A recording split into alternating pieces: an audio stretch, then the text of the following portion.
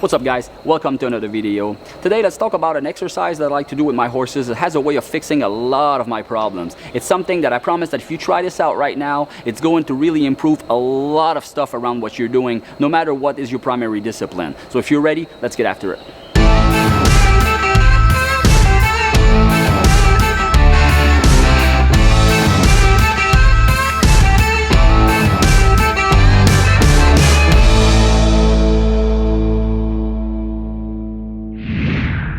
So Bruce here has been with us for a while, so he really knows the drill. He's a very trainable horse. He's in a very good place physically, mentally, all of that good stuff. So we're having a lot of fun with him at the moment. The only thing that we seem to be struggling with, and that I feel that he's lacking, I would say, especially when we get into the show pen, is just decent steering. And like I've said earlier in the video, this horse is a little bit is naturally stiff. He's not a horse that that is just really soft and smooth in his movement. It had to be, a lot of it had to be man-made, and he's a horse that holds its breath often, kind of.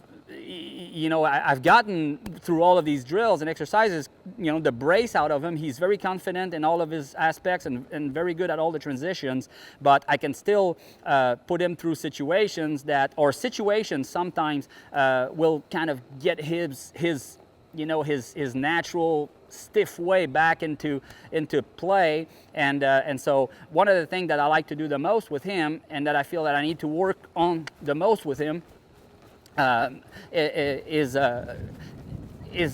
getting him going forward, and I want to transition him into a spin and lope out of it again in order to develop his reaction to me doing this. Okay, so he did the movement quite sloppy. He didn't really stiffen up, which is a good thing, but I hope that that's going to help me improve my lead departure too, because when I just loped off earlier, that was pretty shabby. So there, he kind of stiffened up on me, stopped driving forward, not using his body like he should. I'm going to keep doing it one-handed for now.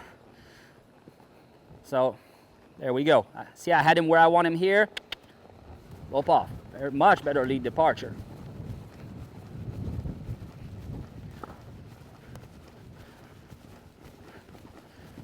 So this is quite advanced, okay? So this is not something that I expect you to be able to do with your horse overnight, and I don't expect my young horses to all be able to do that. So it's something that I'm quite patient with, and that I don't force my horses into, but it's something that I work towards too, okay?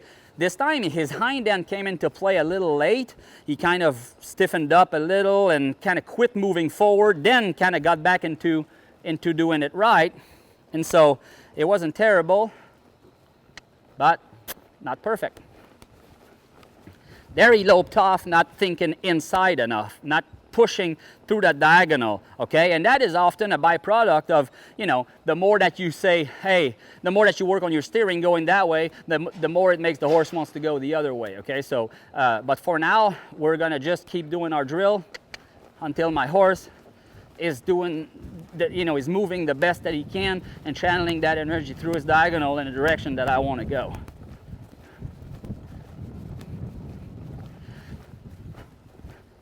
I don't like him looking outside here, so we're going to put him in that drill, make him look inside. There we go. Here's the resistance here, sitting on his outside pivot a little bit too much, just sticking his rib cage out, not moving his feet. There we go. Got it back.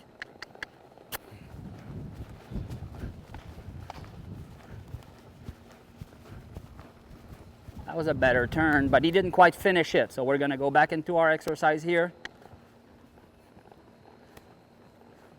Another thing that I keep under consideration, no excuse, but that I take under consideration, is that Bruce is right-handed. He is not left-handed, so he's always going to be stiffer to the left, and I need to tolerate him being a little bit straighter. As long as I feel his body making the right move and his feet headed in the right direction. This time when I steered him through, I had to have more hold of his shoulder and his face than I like for him to actually use his body the right way, but he did good. I feel like he's making the effort here, so I'm rewarding him by not taking him into that spin and leaving that steer circle and go back out. if you notice, you may not have noticed, I haven't looked at his head in the last, 20, 30 seconds. Sometimes when I work on something, I like to look at the part of the horse that I'm working. But for now, I am make sure that I'm not looking down at my horse shoulder and forgetting where I'm going. I'm chasing something. I'm after something here, okay? So this is essential for me to develop and have this this level of movement. So didn't really respond well to my stop right here. So something I'm not going to let him get away with. I am not going to punish him for it. I was talking, so that definitely was numbing our cue and desensitizing him to our cue. But no excuses. He should have done it a little bit better. So we're just going to repeat that.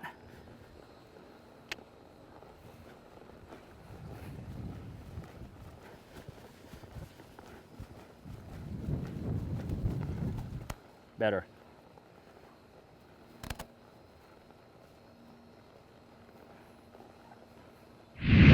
So now I wasn't really working on a maneuver in particular, right? I was just repeating an exercise, repeating a drill to fine tune all of the characteristics we just talked about, to make my horse responsive, to make him move properly, move his feet, to give him confidence and to soften him up, and just all of these things. Okay, so but once you have that, then it's important to put it into practice. Okay, so already just by making sure you look where you're going and you pay attention to all of these things when doing these drills, this is going to really help your horse be motivated to do them. But once you put them in action and to good use is when it's going to really start to pay off. So here I'm going to try a set of fast circles and use that exercise that I just did to fine tune my speed transition and my small circle. Not running great here, but he's breathing. I can hear it, and I like that. Okay, so I'm not going to interfere. Now, step number one is for me to set him up to do it right. I could trick him and just wait at a time that he's not in a good position and ask him to slow down and then reprimand him for it.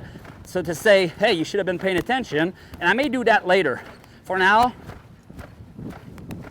I'm going to buy peace. I didn't like his reaction. I'm going to take him into the exercise. Okay?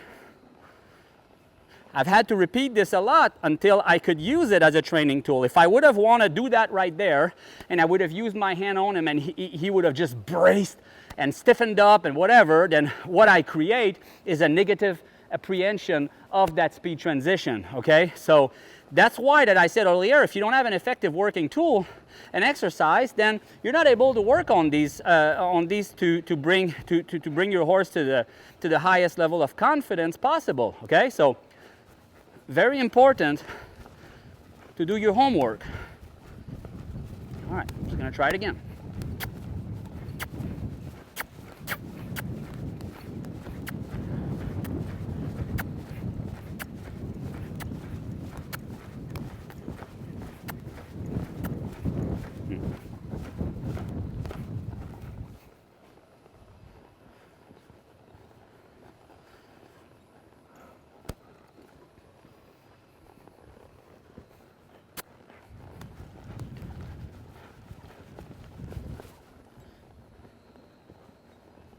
When you raise the level of intensity of what you do, it raises the level of intensity in the horse's body. The energy all of a sudden scatters, and it's normal. That's why that these drills and exercises are made to keep control of that energy at high level of intensity. That is exactly why we're doing this.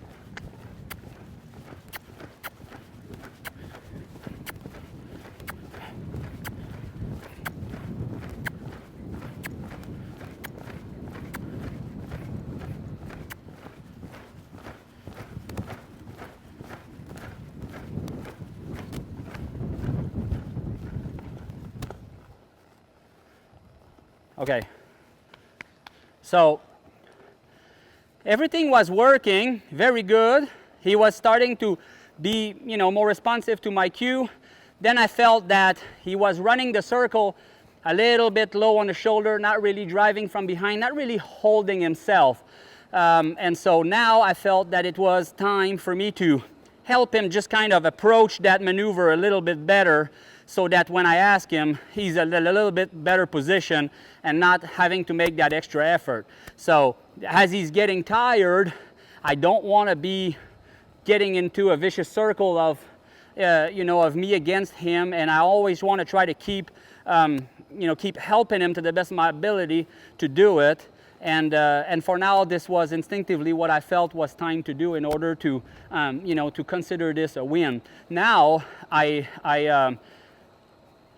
this is something that needs to be better than that. It needs to be, when I ask, no matter how he's running that circle, no matter what situation, it needs to be there, no question there. But this is what horse training is about, and this is one of this horse's weak spot, so that's why I picked that exercise in order to kind of go through it and the things that I do. This is how I would work on this maneuver. This is what I would do for a certain period of time, until the time where I feel that, only when I truly feel that he said I don't want to, or no, or and I didn't feel it wasn't because of any other reason, such as he didn't approach it right, he made a mistake or whatever. I give him the benefit of the doubt for an extended period of time until until I've had enough. And when I've had enough, then I correct him a little bit, a little bit more seriously, but only through a working tool that I know works 100%, such as either that turn drill, the backup, or any other thing that works for you, as long as it's something that you're not going to have to fight with, and then your horse will forget why you did it in the first place, because it wasn't an effective tool, and you're having to fix your tool in order for it to work through what you're doing. And I feel that this usually is the reason why horses get worried and uncertain. So take your time, go through the motions, ABC, very important, and focus on these 5 characteristics. I hope that you've enjoyed this little training session. I'll do more of those in the future. Give me some comments down below on that. On what you thought of it. If you have any questions, please ask. I'm looking for content ideas constantly, so any question will open up my mind and open up a discussion topic that I think will benefit everyone, so don't be shy. And all right, well, that's it for today. We'll see you guys.